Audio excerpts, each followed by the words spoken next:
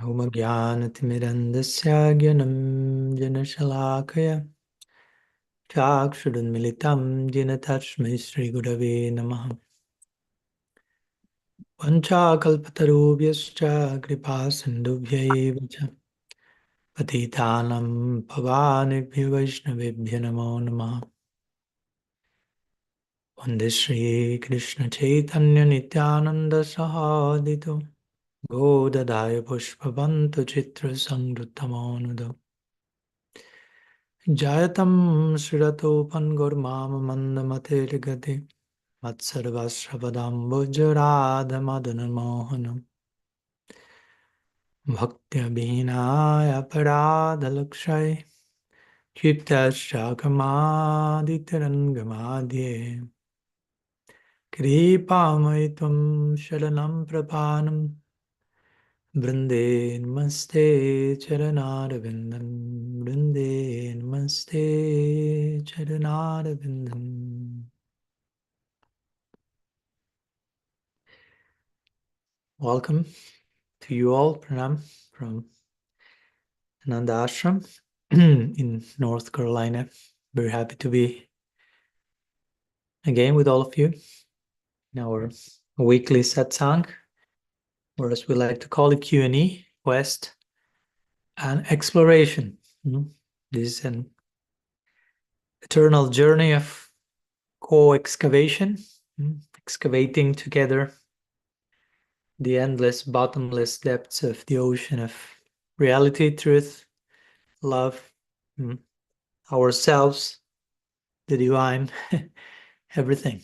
Everything has its own unlimited feature and potential, so there's no end to the project, excavation project. That's another way to refer to our Krishna consciousness, endless excavation project. So very happy to be with all of you, seeing which gold and which other jewels we may be able to discover together today.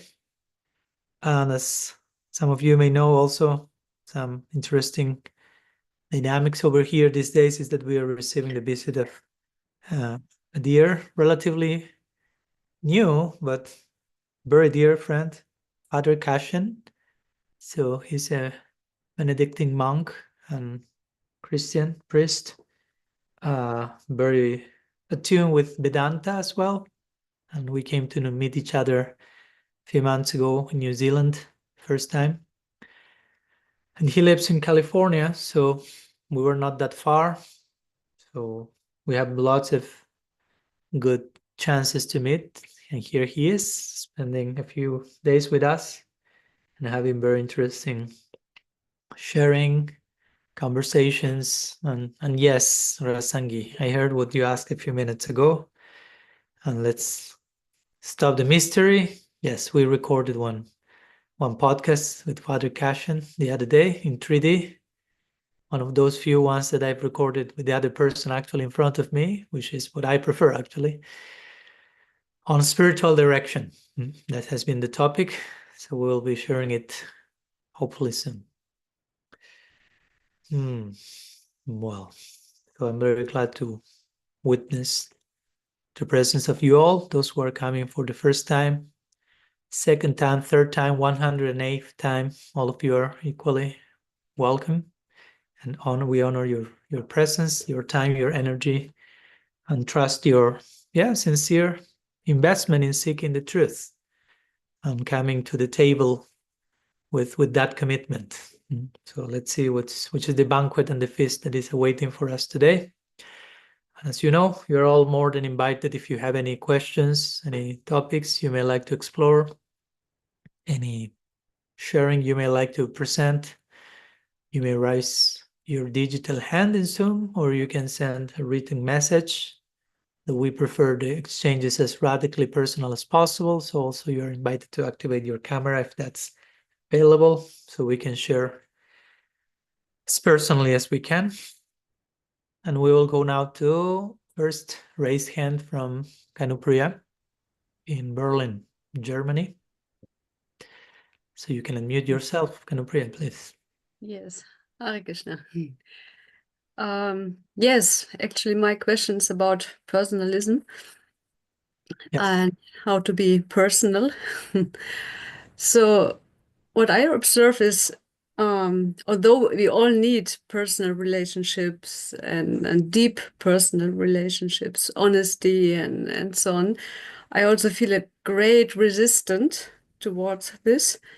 Also in myself also, but I feel it more and more. I can observe it more and more in my surroundings. So I also have the feeling the more I try to invest in personal relationships or in open, honest communication, the more resistant is there in other comes. There are also very open-hearted people who appear or who show interest to deepen, also to build up deep relationships. But it's there's also the shadow side. So maybe you can speak about this, why it is like this, how we can maybe how to say, help us and others to overcome this resistance, and how to build up a more personal community. So I was just about to ask you why you thought it was that in your case in particular, that there is some resistance to that. Is there any insights you could share from your particular perspective? Yeah. I mean, one point is we all, also I personally and others, I think also we have bad experiences with relationships, and we will build up a security wall so that nobody can hurt us anymore. I think this is one important reason. What else? It takes time.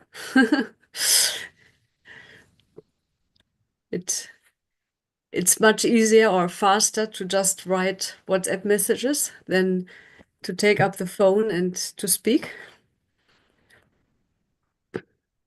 Mm-hmm. Mm.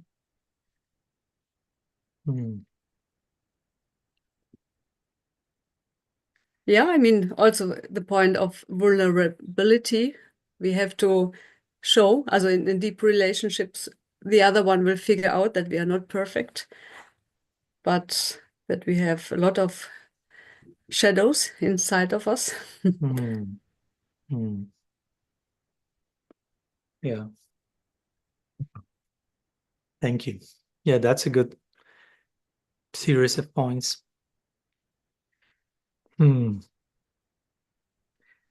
of course, when we speak about being personal or being radically personal, however you may like to frame the concept of personalism, it always entails the principle of relationship, right? It doesn't make much sense to speak about being very personal and not considering relationships. Like, I'm being very, very personal, but I have no relationship whatsoever with anyone. It's like it's difficult to put those two together. So somehow the principle of personalism, being personal, not only just I exist as a person, because as much as I want to, how to say, as much as I want to emphasize I am a person and I exist as a person, for that to be healthy, it has to include everyone else's existence as a person as well. And therefore, I must behave accordingly, right? So when we speak about being a person or being personal, being personalist, it's not just about me, right? Me as a person, because that's individualism and it can start eventually to border narcissism. And it's all about me being a person and me being a person. But if in the context of that, everyone else stops being a person in my life, what's that? How can we call that personalism. So that can be a form of impersonalism under the guise of personalism, right? I care a lot about me as a person, but that takes me to discard everyone else's individual existence. So that's not supposed to happen, right? So that's why relationship is so crucial to know where we are, basically. And that's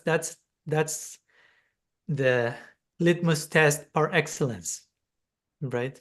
Relationships. That's the yardstick. Because we can speak so much fine philosophy, high theology.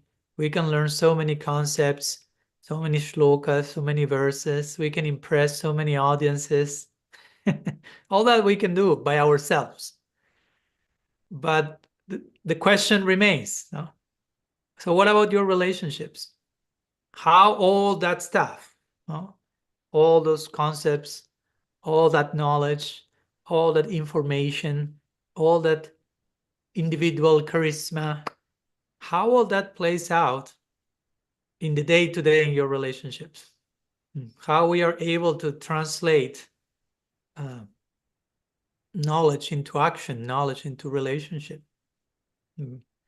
Because if that's not happening, all that knowledge, concepts, charisma, so on and so forth, it's getting in the way of reality, getting in the way of perceiving things as they are. So real knowledge has to help us to relate to reality as it is.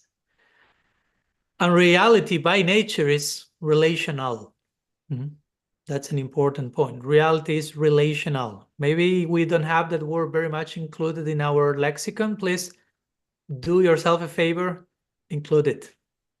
Become more and more accustomed to use the word relational and relationality.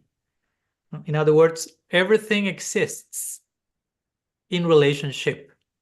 Whatever that exists does not exist without the relationship with everything else.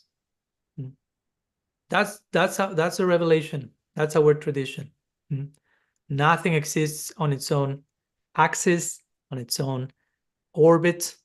Everything revolves around the common center. Therefore, everything shares that bond, right? So, and this is knowledge, again. I'm just giving knowledge here. Then we have to do something with that in practice. But I think it's important to have that foundation in place. Everything that exists, me, other Gaudiya Vaishnavas, other people from other traditions, other people from no tradition, other living entities apart from the human species, every single atom in creation and beyond, all that exists in relationship.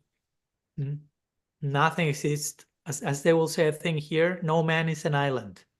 Nothing exists in its own world apart. Although, of course, we go to great lengths to try to be that, try to experience that. And that's what we call Maya or illusion, an impossible reality. To see ourselves divorced, fractured from the rest, amputated from the rest of things and people. So Sambandha means that. That's our foundational knowledge in the Gaudiya Vaishnava tradition. You begin your training, if you will, if you want to use that word, as a Gaudiya Vaishnava, and you receive as a foundation what's called Sambandha Gyan, which is the knowledge that will orient your actions, your movement, which will be called Avideya, or devotional action. And we will take you to Prayojan, or the goal of life. But it all begins with Sambandha Gyan, a knowledge that will orient you, tell you who you are and what everything is, and you have some orientation to life. So what is this all about? So Sambandha in itself is answering that question. Sambandha means everything, some exists in bandha. Bandha means, like in English, bonding, connection. Sambandha, everything is connected, relational. So when we speak about being personalists, it shouldn't be considered some extraneous effort we have to make that somehow is not already embedded into the very structure of existence. In by nature, everything is relational. So to be personal is just to acknowledge that and to behave accordingly, to acknowledge the fact that everything exists in relationship, and therefore I'm supposed to treat everything for what everything is. So that in principle, again, in theory, in practice, we still may fail miserably in that regard. And we may fear relationship, escape relationship. And as you said, Kanupriya, sometimes with very good reason, we may have been hurt in relationship, traumatized in relationship, abused in relationship. But as it is said, no, most of our trauma and pain and suffering comes from relationship. But the corresponding healing to all that comes in relationship. There's no other way. There's no other way about it. So as we may know, and I won't enter into the details, but in many cases, many of us are carrying some unresolved wounds from our childhood, typical scenario. And those wounds happen in relationship. And somehow or other, we need to revert the pattern. We need to heal the wound, somehow discovering that in relationship, we can revert that pattern. We can express the opposite of what traumatized us, the opposite of what wounded us. We can express that in a way that is healing, that is wholesome, that is redemptive.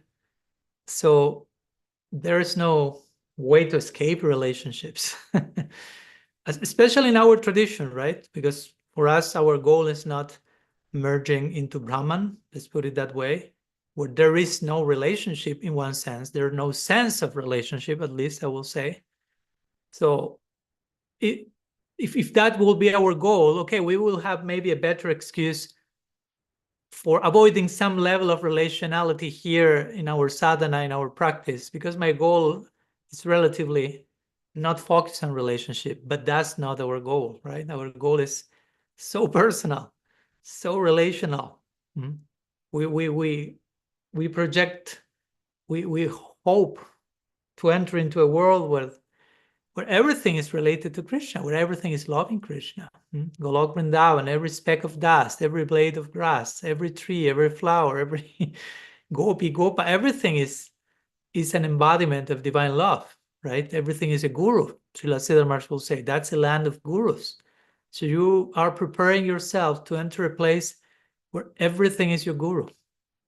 And you want to relate to that, right? If I'm going to a place where everything is guru, I want to relate to that everything, to all that parampara that is oozing at every atom in transcendence.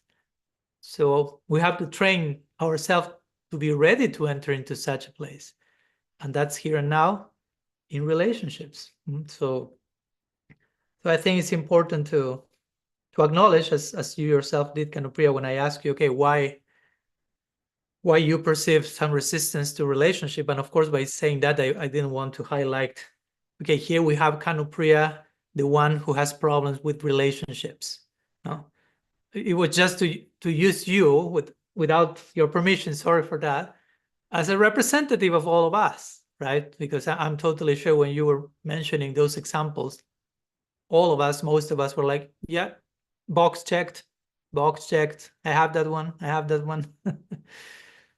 So yeah, relationship is a complex thing. And when we talk about personalism or being personal, of course, it has to be, this idea has to be presented to others and to ourselves in a way that also is compassionate, right? Because also in the name of being personal, I can just try to throw that idea on top to each one of you. You have to be more personal. You are not personal enough. And I end up like traumatizing you in the name of radical personalism, right? Or you yourself, no, I'm not personal enough. I know I could be more personal. And you enter into a space of self-flagellation. And that's not very personal. No, that's traumatizing. You are fostering the wound, so to say, instead of being healed through that.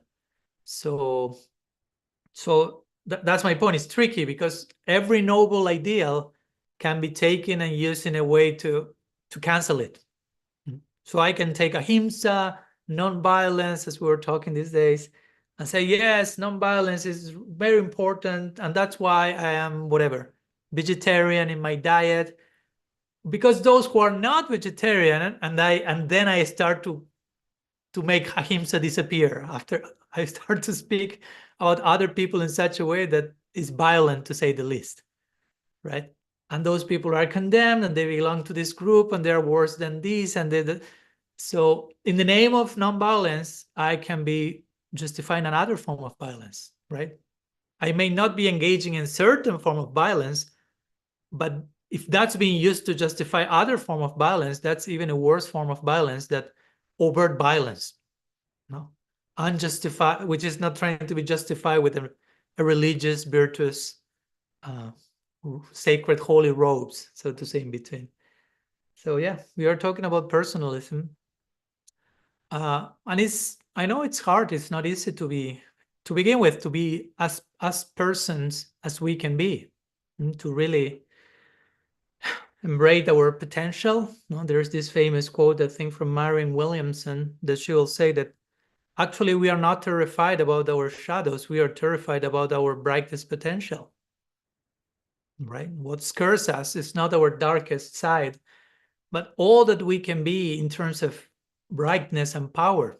There's so much power in every soul, despite the Atma sometimes is described as the 10,000 tip of a hair. That's the size of the Atma, the soul. But that's not meant to say you are insignificant and you are bordering non-existence, but you cannot be measured. No, you cannot measure, as you cannot measure a 10,000th of a tip of a hair, you cannot measure the Atma. But that doesn't mean that the Atma has no power, potency, potential. On the contrary, we are units of potential. So it's not easy sometimes to be confronted with endless potential. That can be overwhelming. It's too much power. It's too much. And it's unknown. No? The limits of our potential are unknown to us. So whatever lies in the unknown many times is scary. Just because we don't know something, generally we feel a little bit like, unsettled by that.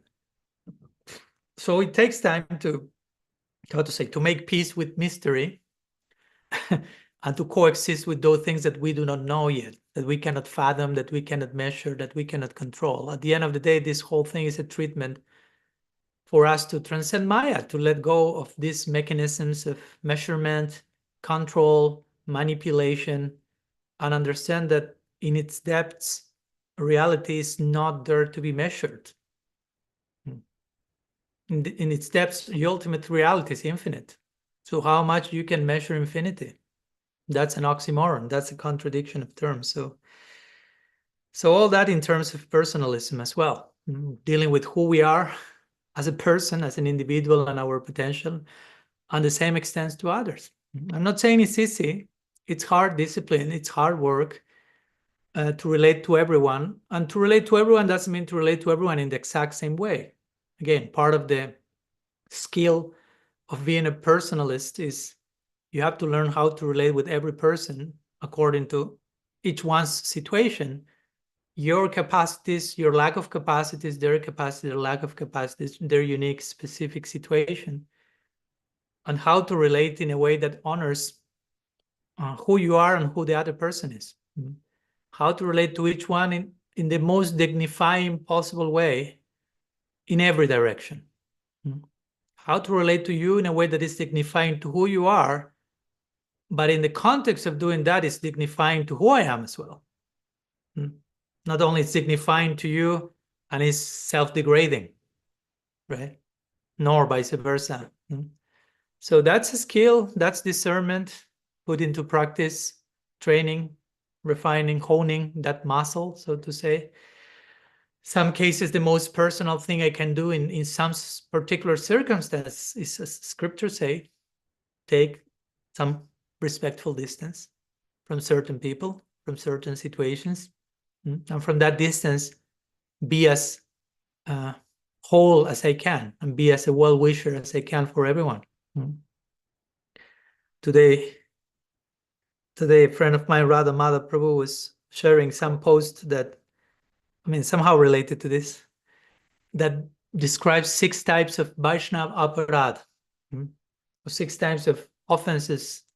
We won't call offense, aparad, that which goes against love, more specifically. Again, Vaishnavas, and the 6th one is not to be happy when seeing a Vaishnav, but by extension, the explanations say that not to be happy when seeing someone that is not necessarily a Vaishnav. So, and he will say like, okay, Vaishnavata or Vaishnavism it's not so easy, basically.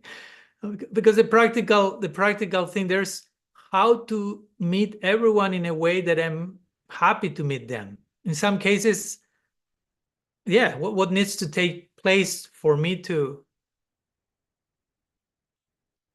feel something positive with meeting each single person. Again, in some cases, I may need to meet them at some safe distance. But from some safe distance, from that safe distance, I'm taking that safe distance so something positive can come from the distance. That's kind of the ethic, right? Whether it's close, whether it's far, but try to contact some positive content in how you relate to everything. Despite there may be things to criticize, things to disagree with, things to protest, even to object, in many cases, let's not lose sight of the deeper underlying principle behind it all. So ultimately, yeah, personalism, radical personalism is all about that. How to keep a dignifying gaze at reality, and what do I need to do in any given moment to basically to follow Mahaprabhu's golden rule. Trinadapi sunichena tarodapi sagishnama ninamanadena. How to be humble, tolerant, in a healthy way. Again, you know, we have been talking about this many times. How humility looks like, how tolerance looks like, that will be different in any given case. But how can I remain being tolerant and humble no matter the form it takes in any given circumstance? How can I honor? How can I offer proper respect? And which form does need to take in any given circumstance? That's tricky. That's complicated. There's no one single formula to do that successfully always. So again, that requires investment, discernment, presence, connection with what's coming, what's taking place in the here and now. Yeah. So that's what I will say, Kanupriya. I'm not giving any easy answers. I mean, we are all working on that. We're all finding difficulty in that. And depending which case, depending which situation, sometimes some of us may need more hibernation, more distance from some social dynamics. This shouldn't be a forceful stance that you have to relate with as many people as you can and remain radically personal on any given day. No. I mean, surely we need introspection and solitude as part of our personalist project. And from that place, we can relate to others, as we'll say many times. From a place of silence, we can speak. Try to speak as a result of what happened in silence.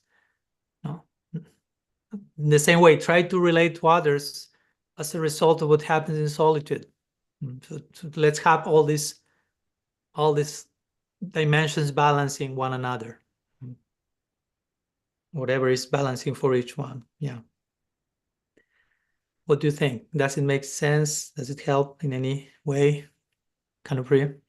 Yes, for sure. Wow. I did not expect so many details and different views on this topic. Thank you. Oh, thank you. Yes, I think we need a school to become personal. It's such a big topic. Yeah. But here we are. Here we are. Welcome to the classroom. And we're all the students here, just in case. Yeah. Thank you. Yeah. Thank you. Okay.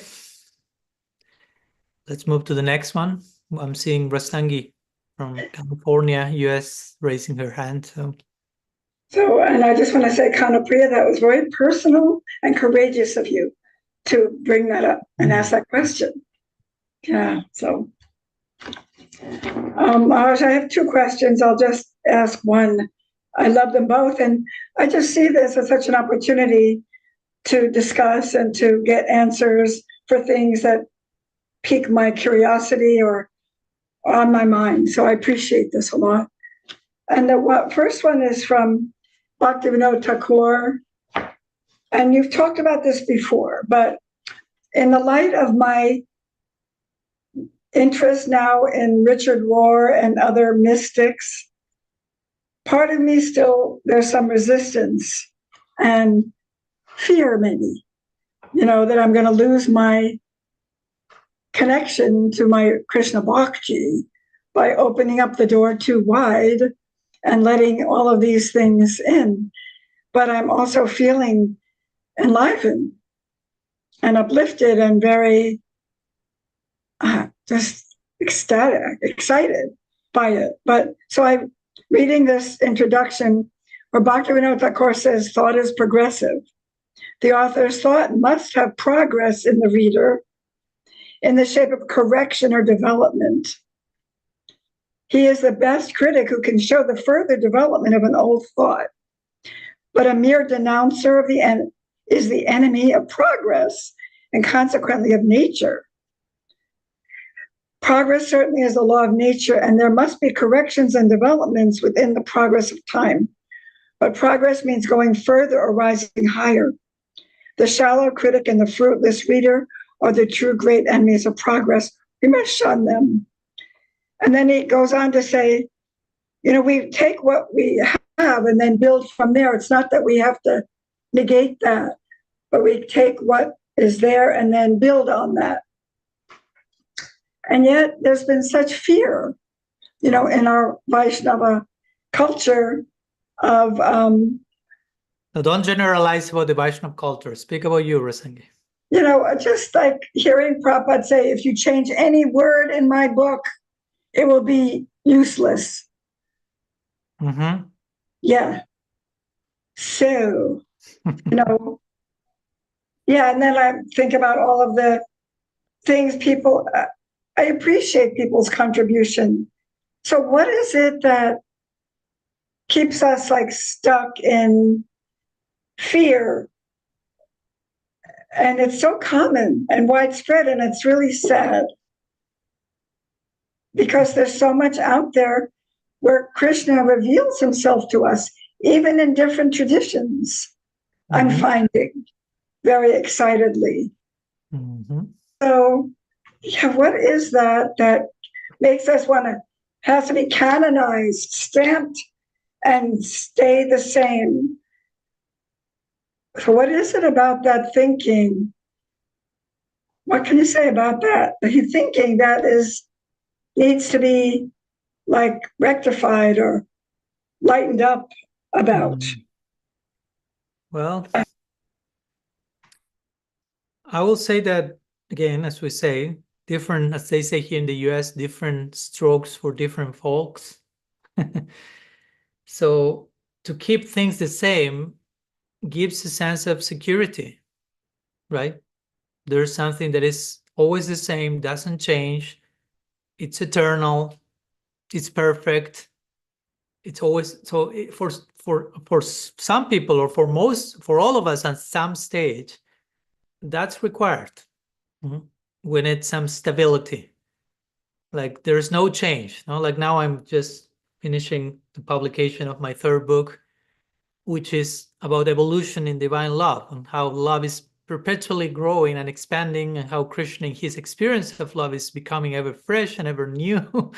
And thus we ourselves have the potential to constantly embrace an eternal becoming, and even material energy, sometimes conceived as merely inert and dead, is going its own transformation and evolution. So technically speaking, everything is moving. Everything is on a journey. Everything is unfolding. But my point with all this is, if you emphasize that extremely, that can be unsettling for some. That can be everything is moving, changing. Give me some some certainty, something fixed, something to hold on. And of course, we have that as well. No? That's the interesting thing, no? Like, I don't know, Rupa Goswami will say, one of the 64 qualities of Krishna is he's changeless.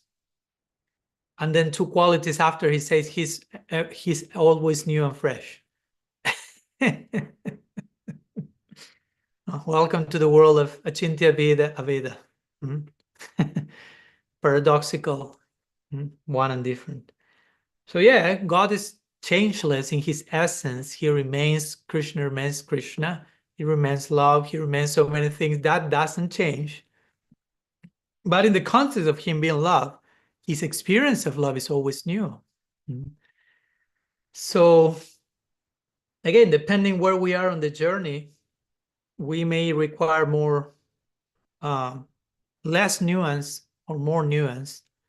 And different acharyas or the same acharya will say different things different times. Like you quoted Prabhupada saying, you don't change a word in my book, everything will be lost. Also, you have to get the context of that type of quotations, which generally are related to devotees coming with their own ideas and wanting to change things from a very volatile place, not yet too grounded in tradition. So he's like, stop thinking like that. No, he's like right away canceling that thought process. But then you have other ideas or things like Prabhupada said. I think I shared that with you in this lecture, in these meetings, or maybe some other. There is a letter that Prabhupada wrote that he's saying that if an acharya has written something, a previous acharya has written something, then the new acharya won't touch any of those points that the previous acharya has written about, but will write something that will develop that, very much in line with what you share from Bhaktivinoda Thakur's Bhagavat speech. And he said, that's acharya, says Prabhupada. That's not merely chewing the tooth, what has been chewed. When someone wrote something and you are writing the same thing, no. If an acharya writes at all, he or she will write something that will beautify, ornament, glorify, or magnify the previous idea. So that's Prabhupada, right? And we have so many of those ideas. Now he's telling his disciples, I want you to write books, put your own realizations in written form. I want you to become gurus. I want you to become independently thoughtful people. Long list of this type of statements. But yeah, we can also probably make a case for the other type of statements in an equal length. So again, he was talking to different people, different strokes for different folks, right? But as you quote very nicely from this, of course, beautiful presentation by Bhaktivinoda Thakur, the Bhagavat, its ethics, its philosophy, its theology. This is a lecture Bhaktivinoda Thakur did, especially that first part you referred to. He's very much promoting this freedom of thought and dynamic thinking and progressive ornamentation and development of the essence of a tradition. Very liberal, let's put it that way. But again, if you just entered the temple 2 hours ago, probably you don't know what to do with that. That would be too much. No? Like, oh, I can develop myself the tradition, but if you are not even grounded in if you don't know what the tradition is, how can you develop the tradition?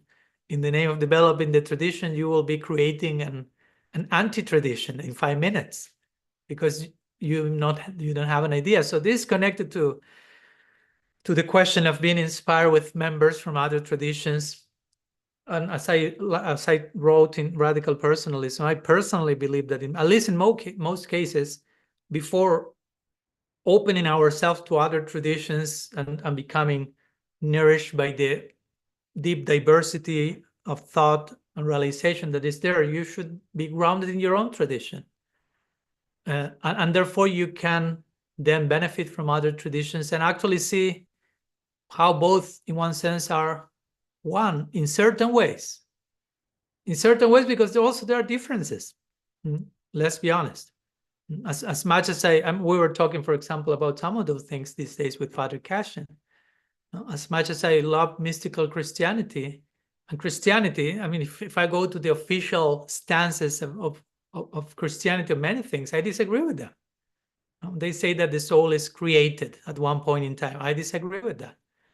They say that officially, Christianity will say this is the one and only religion, and other religions are partial representations of Christianity at best. That's the official stance. I'm not saying that people like Richard Rohr or others embrace that, but the official narrative, so to say, right? I don't know. Only one lifetime. I don't agree with that one. Eternal hell. That's an official stance. I don't agree with that. And so on. There are many things I disagree with. That doesn't mean for me that I disagree with the essence of what the mystics in that tradition have shared.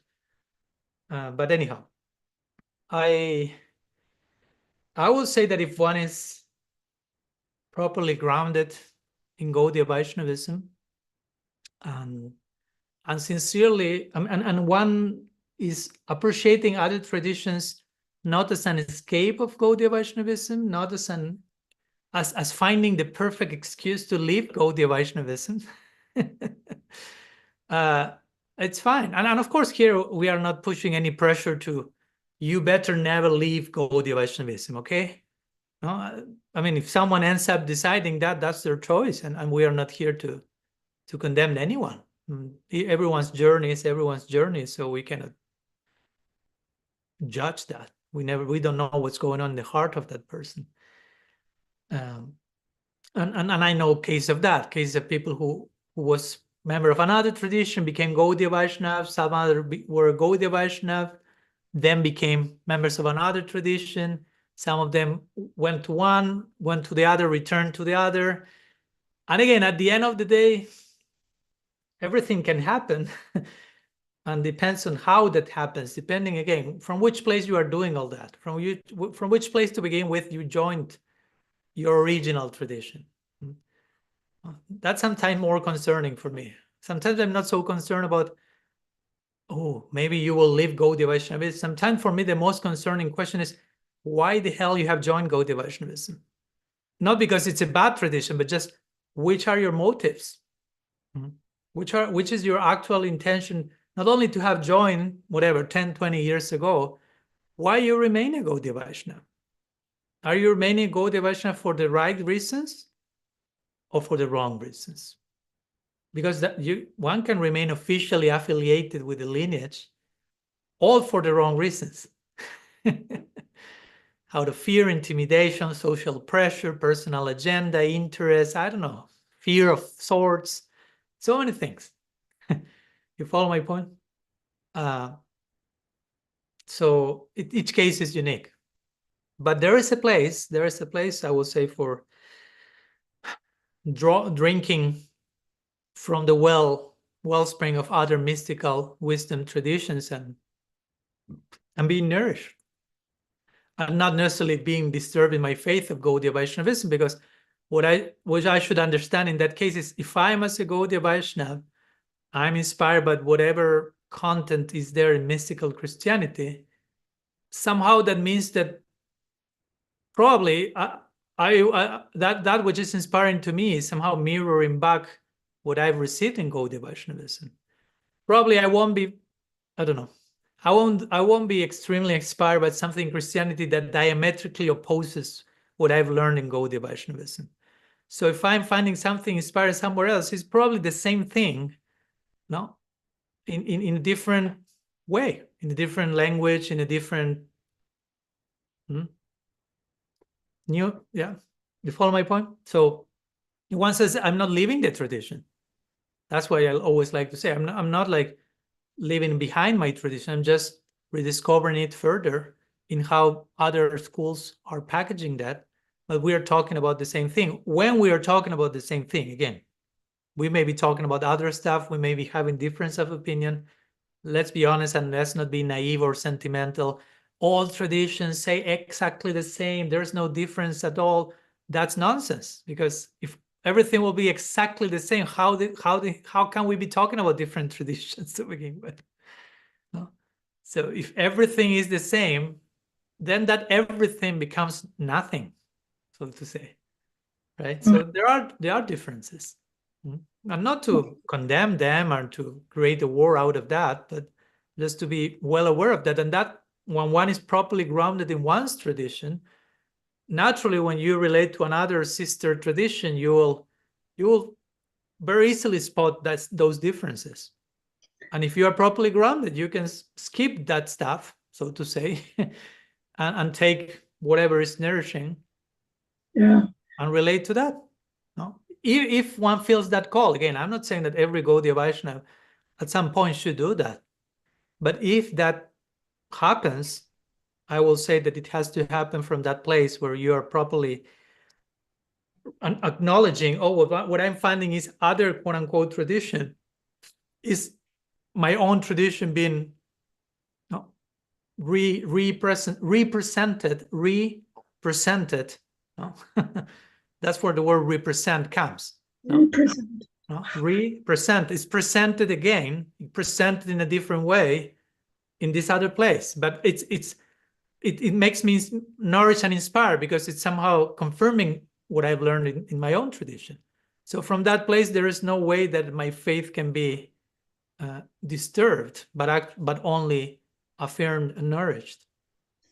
But again, we have to have that grounding and stance, so that happens instead of becoming confused and comparing. And the grass seems always greener on the other side of the fence. All this stuff, right? So, Maharaj, I'm thinking it's that current. It's the current. It's that current. The current. Courage. It's the current. No, the current. The energy. Current. The current that we're catching, that's so inspiring and uplifting. And what it's doing for me, it's doing away with duality. Mm-hmm. It's letting me see in a non-dual way, which is so exciting. And by the way, I heard Richard Rohr say the other day that he found this concept of non-duality in the East. He got it from the East. Yes, which it's it's ours. I love that. He took from us, we can take from him, and just be in this beautiful current of love, and that love everywhere, and everything is included and all of that. So yeah. He always refers to, we Christians, he will say, do not use the term non-dual much. That comes from the Eastern traditions.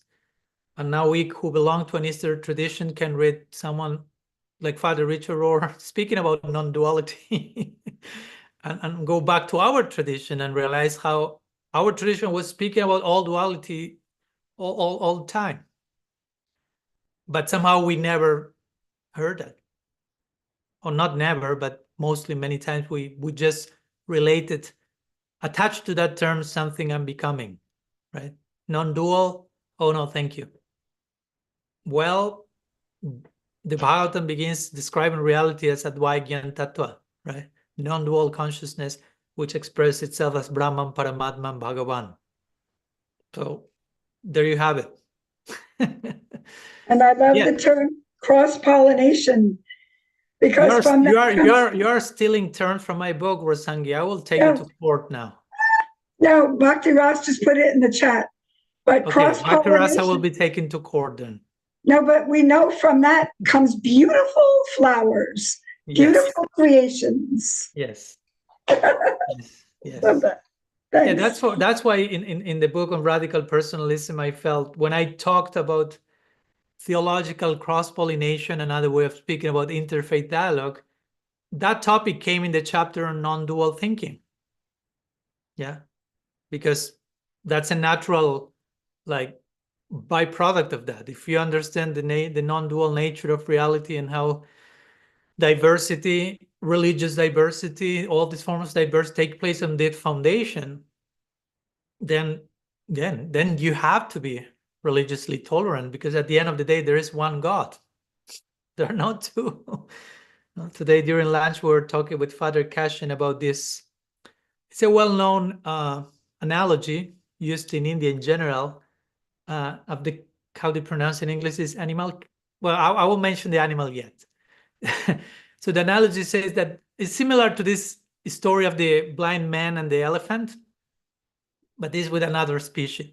So there was a guy who went walking in the forest and saw a creature on the on the tree, and he came back and reported that back to his friends. Say, I saw a blue creature today. Okay, so one other of his friends goes the next day and say, I saw the creature, but it was green. Oh, conflict, right? And then a third one goes and say, I saw the creature and it's red. Not green, not blue. It's actually red. And then a fourth one goes and he said, I saw the creature and it had no color. Oh, bigger dilemma now, what to do? So then comes a fifth one who is a friend of them and say, I actually live in that forest that you have visited for a few minutes each day. And I know which creature you're talking about, and it's a chameleon. So one day it's green, one day it's blue, one moment, not one day, it's red. Sometimes he has no color, but it's the same person, right? So in the same way, we have different faces of the divine. One is green, no? Sri Ramachandra, if you want to take it to that point. One is blue, Sri Krishna, and so on and so forth. One is golden. And one has no color whatsoever, no? Brahman, the impersonal absolute, the colorless, qualityless, chameleon, if you want to continue the analogy. But it's the same person, non-dual. Brahmeti Paramatmeti Bhagavaniti Shabditi. We are talking about the same non-dual reality. So that foundation gives no justification for sectarianism. There's no real... If you understand the non-dual foundation of reality, we have really no actual reason to be racist, sectarian, and all this type of isms that get us so much into trouble. So all this trouble actually implies we lost sight of the non-dual foundation of reality. That's why the Vedanta say, Bhayam Dvitiya Vinivesha Dasya. Fear, which can translate also as anxiety and so on, arises out of absorption in dualistic thinking. You become absorbed in us and them thinking, fragmentation, fracturing, fear, anxiety, conflict, and all that takes different shapes. War, violence, we know all that too well. But all that arises from missing this unified, non-dual bedrock. So yeah, we are all for non-duality in a particular way, of course, not the same non-duality of the radical non-dualism of Shankaracharya, which is non-duality, too much non-duality, we will say. But it is a non-duality that allows for diversity to exist on the foundation of that non-dual relational, again, foundation. Thank you, Rasangi. Greetings to California Yatra over there. And now let's travel. Oh, Bhaktirasa has a raised hand now. Let's travel nowhere, a few meters here. Just a continuation of your discussion with Rasangi is, she began it with being concerned about the differences within traditions.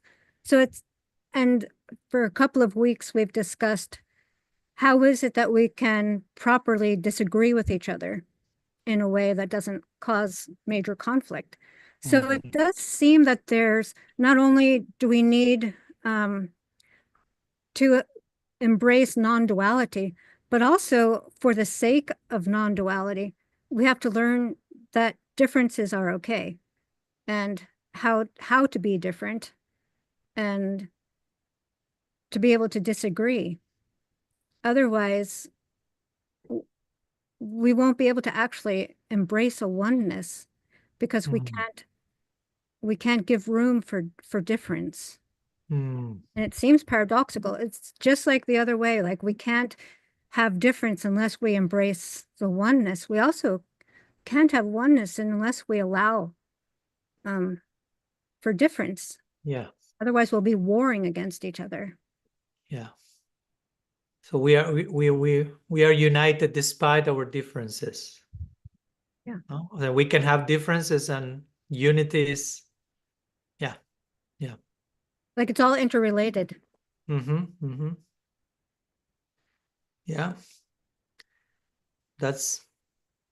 We have been talking about that these days. as you remember. But yeah, the art of disagreeing and how, yeah, they're one fitting into each other, right? Unity fosters diversity, but diversity has to foster unity. Diversity has to foster unity, not necessarily because we have to, diversity has to stop to foster unity. No, diversity has to be expressed in such a way that it fosters unity. How to do that? That's the art, right? That's the challenge. But that's our philosophy. Today yesterday I was reading an article on Achintya Bheda Abheda, which is basically our metaphysical system, our school of thought that Mahaprabhu established, and it was labeled as such by Srila Jiva Goswami. Our tradition begs for difference and non-difference, which of course it will be a contradiction if you try to make sense of that rationally, how something can be different and non-different at the same time. That's why the word achintya comes into the picture. Right? And achintya generally is translated as inconceivable, but actually a better translation of that will be paradoxical, because there is a way to conceive that. There's a way to accommodate difference and non-difference simultaneously. There's a way to experience that possibility. So it's not inconceivable that you cannot think of that or experience that in any way. It's just paradoxical. It doesn't make sense in the usual way we try to make sense of things. And that's the whole meaning of joining a spiritual practice, that you come to a spiritual tradition, to a mystical school with a certain way of making sense of things. And you've reached the conclusion, this way of making sense of things doesn't make sense anymore. Right? And I need a new way of figuring out reality, a new way of making sense of things, of finding meaning and purpose. So then we are introduced to this type of paradoxical thinking. Okay, welcome to the difference and non-difference simultaneously. That's how you can make sense of reality. And in the beginning, we may be like, that doesn't make sense at all to begin with. It's black or white. And no, it's gray. No, and so on and so forth. So yeah, to really participate in our tradition, we need to let go of so many ways of thinking. So many ways of thinking. And that's, yesterday we were talking with Father Cashin, that's death. That's dying over and over again. And the false self, if we want to call it ego, however you want to call it, the false self does not want to die. Right? Because that, if we are identified with that, the false self dies, we will feel, I die. So unless and until we have a deep enough certainty that our actual self is not the false self, if that's not the case, every time the false self is invited to die, we'll freak out. And we'll activate all our defense mechanisms for that not to happen, because unconsciously that translates as I'm stopping existence, I'm disappearing. All of which speaks about only how identified I am with the false self, which needs to die. So on some level, at some point, on some level, we need to understand this basic point. Your false self needs to die, and only in that way the real self can take more and more prominence. On some level, again, on some level that you can die today.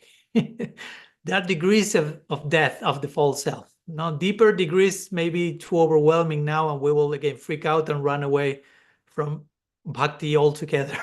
Because if we will be shown right now all the layers of false self that need to die in one single moment, we will die probably of a heart attack or something by witnessing all that needs to die. So gradually, Susukam Kartum, the process has to be taken up happily, sustainably. But we have to know that so many layers need to die. That's a message right there. Bhagavad Gita, chapter 1. You don't even need to go to chapter 2. What to speak, chapter 18, conclusion. That just jump chapter 1. And Arjuna is invited by Krishna to die. To so many layers of misconception. And Arjuna is saying, I would prefer to throw my Gandiva bow here, all my weapons on the floor, and be killed immediately by my enemies than to die the death you are inviting me to, the death of the false self. Try to imagine how dramatic is that moment. Imagine someone telling you, I prefer to be killed right now than to die in this other way that I'm invited to die. I prefer that someone kills me. And of course, many times, unfortunately, people are willing to die and kill themselves by going through that experiences. They need to die to something. It's not they need to kill themselves. Something needs to die in them, but many times they have identified wrongly themselves with the false self, and they are not willing to go through that death, and they are killing themselves physically. Because when something needs to die in us internally, and we are not addressing that need, time passes, and that need becomes more and more intense, because that really needs to die for us to be born again, to be upgraded to the next version of ourselves. So the more we escape from that, the more we are unwilling to listen, it's still that voice will become stronger and stronger. So if we are not able to understand what's taking place, we may end up concluding in some wrong way about something else needs to die. It will be unbearable. We may end up killing ourselves. And of course, it's unfortunate. So it's important that we know at any given moment in our journey what actually needs to die. Mm-hmm. Yeah.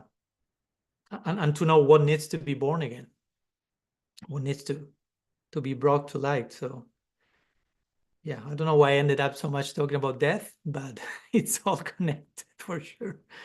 I have hope that that's the case. So yeah, this diversity and unity in diversity invites us to that, right? We have a difference of opinion. We all have it. I can tell you how many are today now. Here we are 28 guys connected, a few more because some of you are in couples. So we are 30, anyhow, 30 something connected.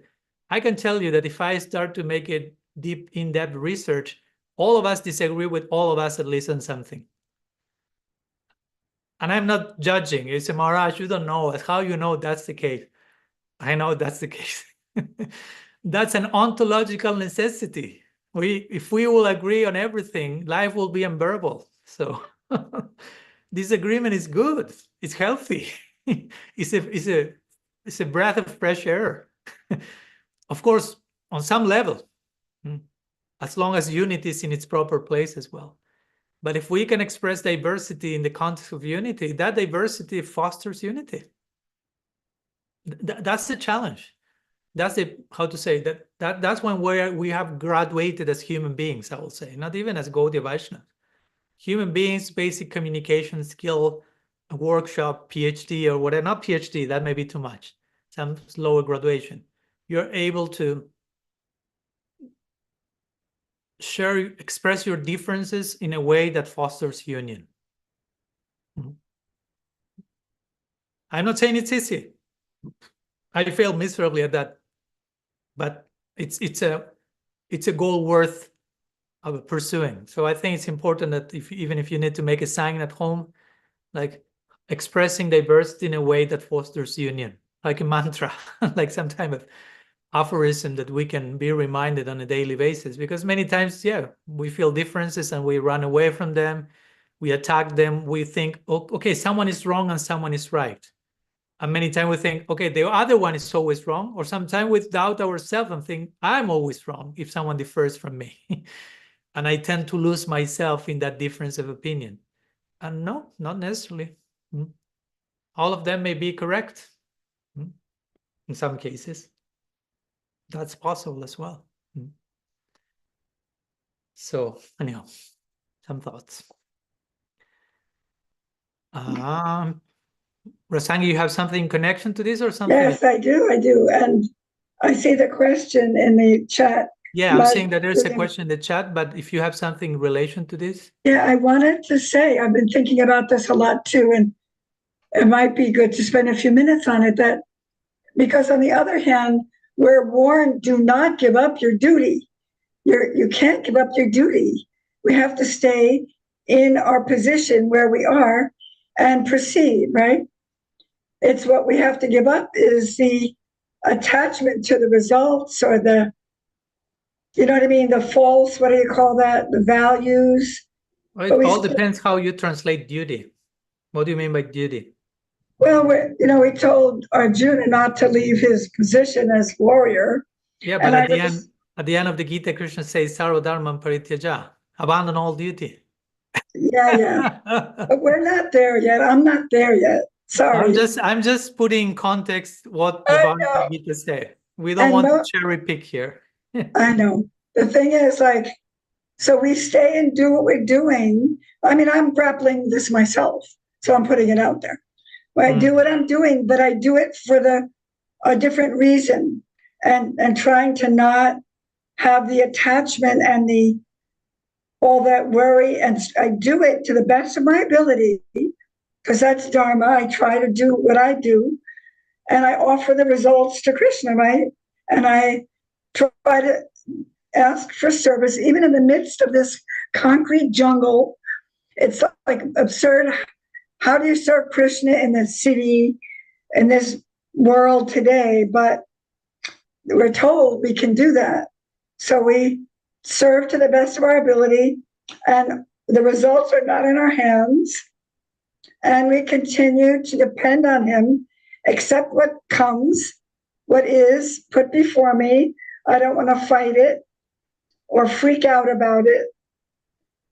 And I do the best I can in dealing with whatever comes my way and remembering Krishna. So, like she said, how do we know what needs to die? I think that's part of it, right? The mentality that I'm the doer and, all the things that go around that. So maybe you could speak that a little bit.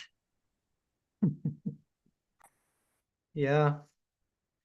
Yes, I was mentioning there are different degrees of instruction in the Gita. In the beginning, Krishna will tell Arjuna, follow your duty, your dharma as a kshatriya.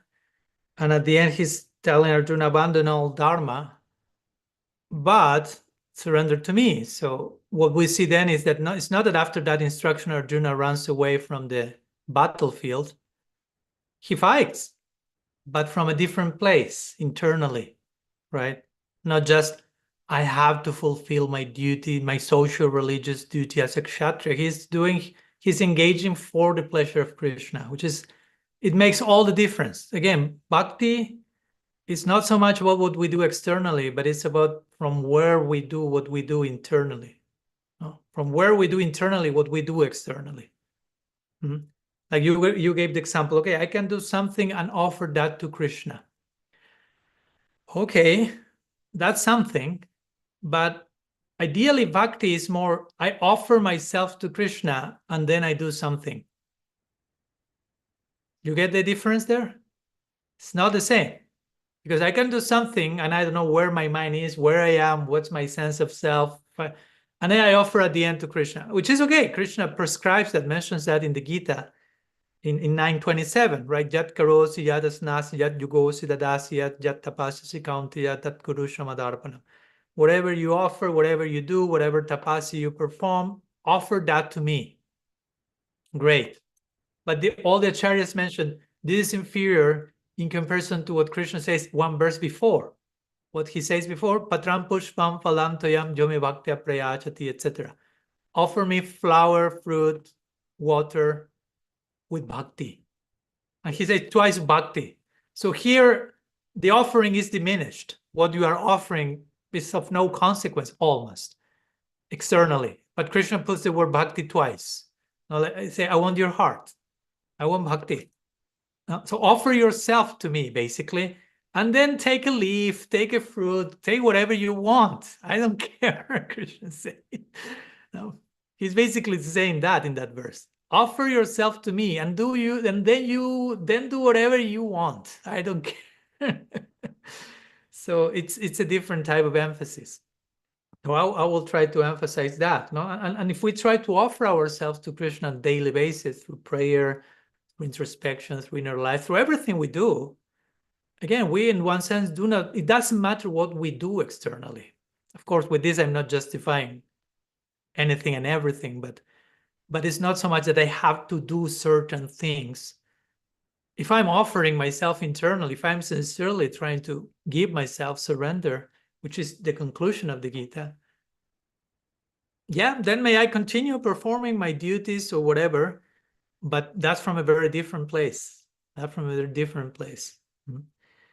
And regarding Madhurya Amrita's question, which of course it's all tied, because she's asking, how do we know what needs to die?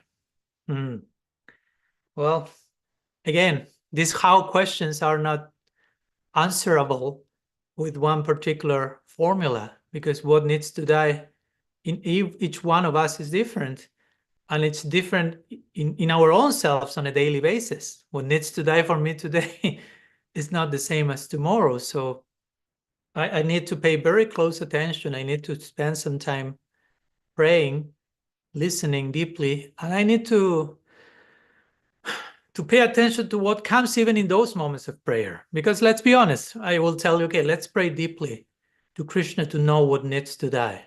And probably during that prayer period, so much crazy stuff comes in my mind. So then you have the reply, what needs to die? Right? Certain fears or mechanisms or whoever, what stuff comes, and that it becomes evident, oh, wow, this narrative is still there. Oh, this doubt, this fear, this, that. Okay, that needs to die. And of course, it doesn't mean that because I know what needs to die, it's already dead after 5 minutes. But at least I know what needs to die. Many times we don't even know that. Many times we just practice with all respect. And I was talking today in the morning with 2 senior devotees from ISKCON, a couple, and we were talking about that for many of us, and we have talked about that so many times, for many of us, spiritual practice is not about introspection. It's about joining the right club, receiving the perfect dogma, narrative, following the perfect formula, and I'm in. That's it. I just need to let time exhaust itself, and I'm there. Automatic autopilot. But that's not how it works. If you really pay attention to the scriptures, as I always like to say, the very first word that sounds in this universe is tapas. The words that Brahma hears, tapas, tapas, tapas, which translates as fire, literally. And Brahma hears fire, and he doesn't take 2 sticks and starts to make fire, because there were not 2 sticks, as we know. There was nothing apart from Brahma. He closes his eyes and starts to look inside. He starts to engage in introspection. So that's another word for tapas is introspection. That's the first word of the universe. So how can it's so interesting that we embrace a spiritual path and think, okay, now I don't need to be introspective at all anymore. It's like, no. On the contrary, on the contrary. So how do we know what needs to die? We have to be introspective. We have to pay attention to ourselves. We have to be vigilant. We have to, whatever it helps, we have to do journaling. We have to pay attention to what triggers us. That's one of the symptoms. What triggers me on a daily basis? What's the subconscious trying to tell me through those triggers? And when I say something needs to die, again, let's take this in a healthy way, not like there's an enemy inside and I have to kill it and it has to die. But no, it's a reborn. It's a new version. It's an integration and a healing. So whatever needs to die, if you want to use that word, it's basically dying means learning to rediscover that in its healthy function. Like Krishna says in the Bhagavad Gita, mind can be the worst enemy or the best friend. So I could say the mind as the worst enemy needs to die, only to be born as our best friend. So in one sense, you are not killing the mind. The mind doesn't need to die. Just what needs to die is a wrong approach to the mind. It's a toxic reading of what the mind is. It's a distorted relationship with things. but it's all about discovering the proper way of relating to everything. So in one sense, nothing needs to die. Everything needs to be rediscovered in its healthy, wholesome light, right? So again, I'm not giving any easy answer, Madhuri and Britta, sorry.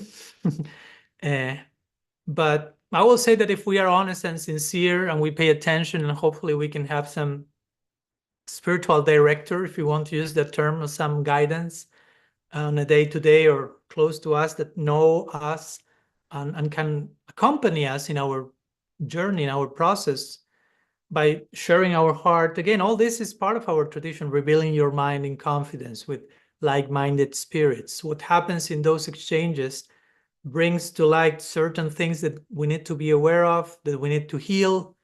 If we prefer that word to die, that's totally fine with me. No, what needs to be healed, what needs to be integrated. And sometimes, again, we may try to be vigilant, we may try to be introspective, we may try to pay attention to our triggers, but also there's a part of all this process that comes to light in sharing with other people as well, in opening our hearts vulnerably in confidence with a significant other, so to say, and we can be mirrored back by opening our heart, speaking what's coming inside of us, and see what happens when that's taken out of secrecy, brought to the light. It always bears some transformative power there. Something new comes when you're able to voice those things about yourself you have never voiced. Well, my point, we may know in our depths of heart, yeah, I know I had this issue, I know I have this, I know this needs to die. But until and unless you voice that, and I'm not saying this, make a public statement in Instagram or anything, but unless you voice that in a safe space, that's still, there's something lacking in that, in the process of healing and integrating that, I will say in general. So if we have that opportunity, the fact that we're externalizing, exteriorizing that in voice, in trust and safety, it always mirrors back some new gift. It sheds some further light. And again, that's an ongoing process because that's how we progress, no? That's how we progress. Srila Siddhartha Maharaj will put it that way. Progress means to let go of a lower conception and to embrace a higher conception. And of course, that doesn't happen only once. It's a daily affair, no? What do I need to release today? What do I need to embrace today? What do I need to release today? What do I need to embrace today? What higher version of myself I'm being invited to be today? What lower version that was a higher version yesterday, but now became obsolete, do I need to release with gratitude? No, not with hate, not with resentfulness. Oh, you older version of myself, you are so useless. No, nothing like that. Thank you so much for accompanying me on the journey. But now I need, in order to honor what you gave me, I honor to let you go to embrace the higher, the next version that is waiting for me. So that's how progress takes place, Srila Siddhartha Maharaj will say. That's how we can measure progress. Again, I use the term death and rebirth. You can use whatever words, it helps. No? What traditions say, anukulya sankalpa pratikulya varjanam. No? Accept very firmly what's favorable and reject what's unfavorable. That's another way of saying the same. Bhaktivinoda Thakur, in that lecture that Rasangi shared a few moments ago, he will say at one point, today's perfection is tomorrow's imperfection. That's another way of saying the same thing. Today, I need to reach some degree of perfection, no, rediscovery of potential, but tomorrow a new invitation is already knocking on my door. That's how alive and dynamic is Krishna's invitation. No? And we can do that. We can embrace that call. Okay. I hope that helps, Madhuri and Brita. Thank you. Thank you for the question. And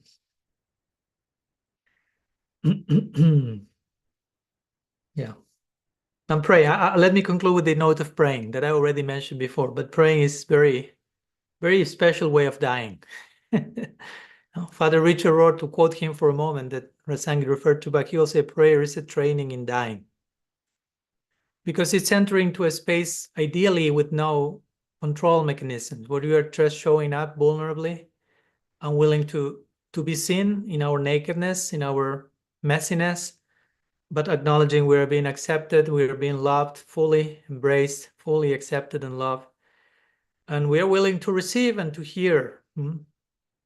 But it's a death to the false self, because the false self is exactly the opposite of all that. The false self is made of masks and performance and worthiness, meritocracy. So to dismantle all that and to enter some sacred space where I just am, I just be, that's, and the false self will say, only that? No, you are not producing anything in this moment. You're not impressing anyone. No, you're not performing. You're not making any astonishing, charismatic contribution to the world. No, I'm entering nothingness now. Prayer, I'm entering to a space of nothingness. And in my nothingness, I can discover my somethingness. Right? I can discover who I am. But I have to empty myself in order to be filled with divine grace. So prayer, whether it's with chanting japa, whether we are entering some silent moment, or where we are praying with some particular words or thoughts, implies entering that type of space, accessing that dimension. It has to be done from that place of humility, and it's a form of death. It's a death declaration, right, to the false self. And if we do that on a daily basis, I'm sure if we do that sincerely in those moments of prayer, we will also receive clarity as to what needs to die on any single given day. Yeah. Okay. Sri Chaitanya Mahaprabhu ki jai, Sri Harinam Prabhu ki jai, Gaur Bhakta Vrinda.